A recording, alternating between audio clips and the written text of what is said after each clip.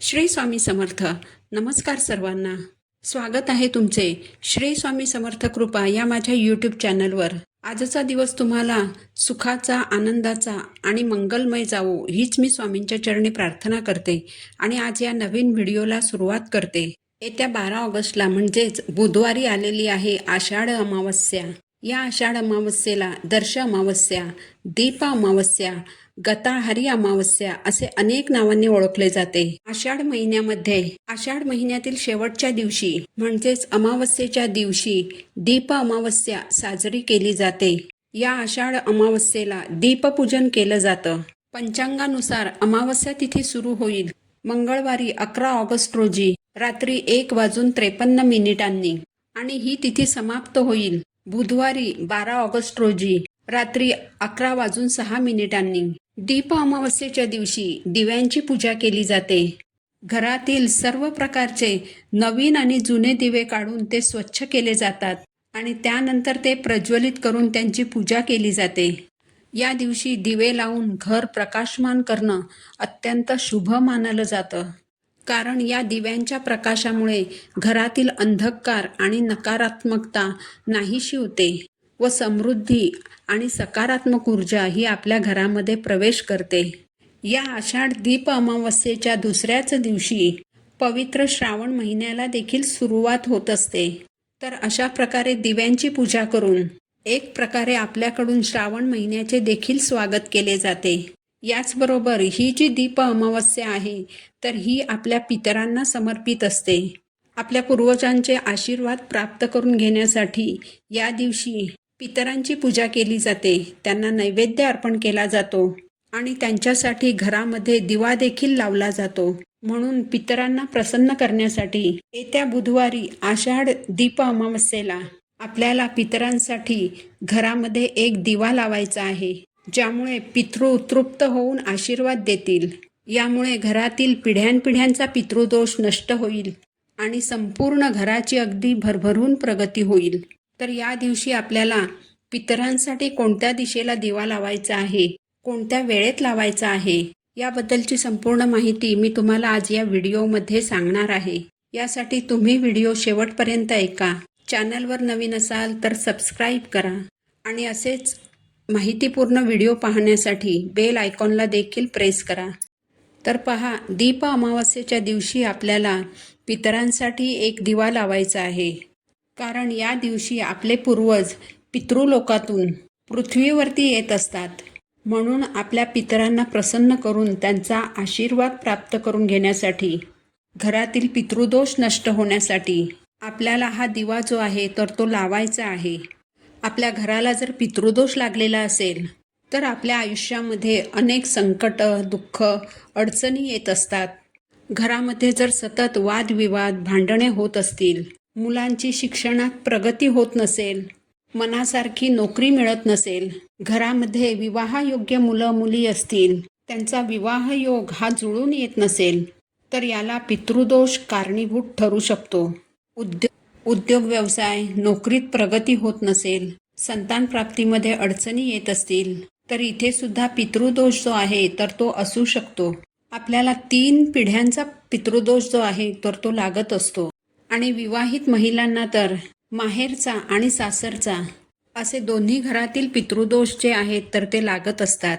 आणि म्हणून आपल्या पितरांची सेवा जी आहे तर ती प्रत्येक अमावस्येला करावी असं सांगितलं जातं. म्हणून आपल्या पितरांच्या स्मरणार्थ दीप अमावस्येच्या दिवशी आपल्याला दिवा लावायचा आहे. यामुळे पितृ तृप्त होतात आणि आपल्या आयुष्यातील अडीअडचणी दूर करतात. हा जो दिवा लावायचा आहे तर तो तुम्हाला रात्री लावायचा आहे. यासाठी तुम्हाला एक कणकेचा दिवा बनवायचा आहे.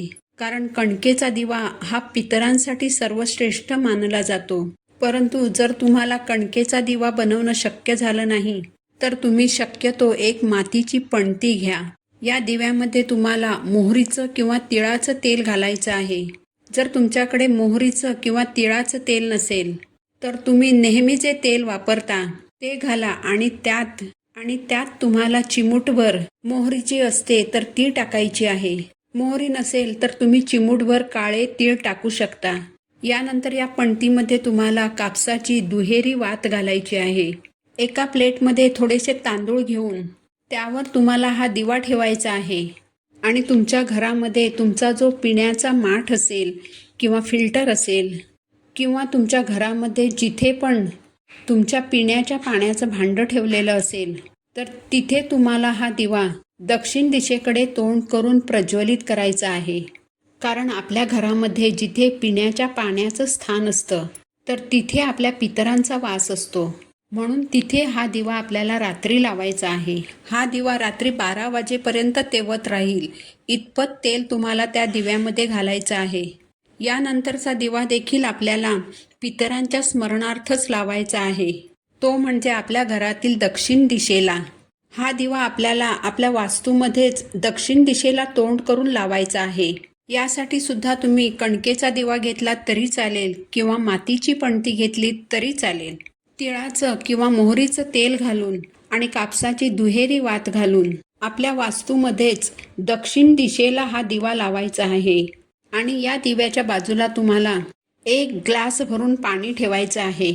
यानंतर दोन्ही हात जोडून आपल्या पितरांचं नामस्मरण करायचं आहे आणि तिथेच बसून तुम्हाला एक वेळ पितृस्तोत्र म्हणायचं आहे. पितरांना प्रार्थना करायची आहे. तुम्हाला जर पितरांची नावं येत असतील तर ती नावं तुम्हाला घ्यायची आहेत आणि त्यांची माफी मागायची आहे आणि म्हणायचं आहे की तुमचा आशीर्वाद जो आहे तर तो सदैव आमच्या कुटुंबावरती राहू द्या. नेहमीच आम्ही तुमचं स्मरण करू, तुमच्या सेवा करत राहू, अशी तुम्हाला अगदी मनोभावे प्रार्थना करायची आहे.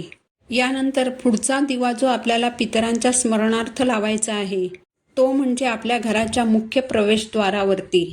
या दिवशी आपले पितृ आपल्या घराच्या उंबरठ्याजवळ येऊन थांबलेले असतात. तर त्यांची आठवण म्हणून आपल्याला मुख्य प्रवेशद्वारावरती सुद्धा एक दिवा लावायचा आहे. कणकेचा किंवा मातीचा दिवा घेऊन त्यात वाती आणि तेल घालून हा दिवा प्रज्वलित करून तुम्हाला घराच्या मुख्य प्रवेशद्वाराजवळ ठेवायचा आहे. तुम्ही बाहेरून घरामध्ये प्रवेश करताना तुमच्या उजव्या हाताला उंबरठ्याची जी बाजू येते तर तिथे हा दिवा तुम्हाला लावायचा आहे. या दिव्याजवळ सुद्धा तुम्हाला 1 ग्लास भरून पाणी ठेवायचं आहे. यानंतरचा पुढचा दिवा जो आहे तर तुमच्या घराजवळ जर पिंपळ वृक्ष असेल तर तिथे तुम्हाला हा दिवा लावायचा आहे. या पिंपळ वृक्षामध्ये सुद्धा आपल्या पितरांचा वास असतो.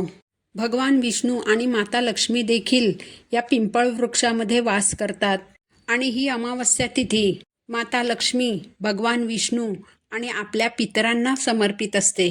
म्हणून पिंपळ वृक्षाखाली जर आपण दिवा लावला तर पितृदोष दूर होतोच, सोबतच माता लक्ष्मीचा आशीर्वाद सुद्धा आपल्याला प्राप्त होतो. म्हणूनच पिंपळ वृक्षाखाली सुद्धा तुम्हाला एक दिवा आवर्जून लावायचा आहे. यानंतरचा पुढचा जो दिवा आहे तर तो तुम्हाला पाण्याच्या ठिकाणी लावायचा आहे. म्हणजे जर तुमच्या जवळपास विहीर, तलाव किंवा नदी असेल तर तिथे तुम्हाला एक दिवा लावायचा आहे. या ठिकाणी जर आपण दिवा लावला तर आपल्या आयुष्यातील सर्व दुःख, संकट, अडचणी नष्ट होतात आणि आपल्या आयुष्यात सुख समृद्धी येत असते. तर अशा पद्धतीने या दीप अमावस्येच्या दिवशी तुमच्या पूर्वजांच्या स्मरणार्थ त्यांची आठवण म्हणून या ठिकाणी दिवे लावायचे आहेत. जर तुम्हाला शक्य असेल तर तुम्ही या सर्व ठिकाणी दिवे लावू शकता. परंतु जर प्रत्येक ठिकाणी दिवा लावणं तुम्हाला शक्य नसेल तर यापैकी किमान एका ठिकाणी एक दिवा तरी आवर्जून लावा. ही माहिती जर तुम्हाला आवडली असेल तर व्हिडिओला लाईक करा, चॅनलला सबस्क्राईब करा. पुन्हा भेटू अशाच एका नवीन माहितीपूर्ण व्हिडिओसोबत. तोपर्यंत सर्वांना श्री स्वामी समर्थ.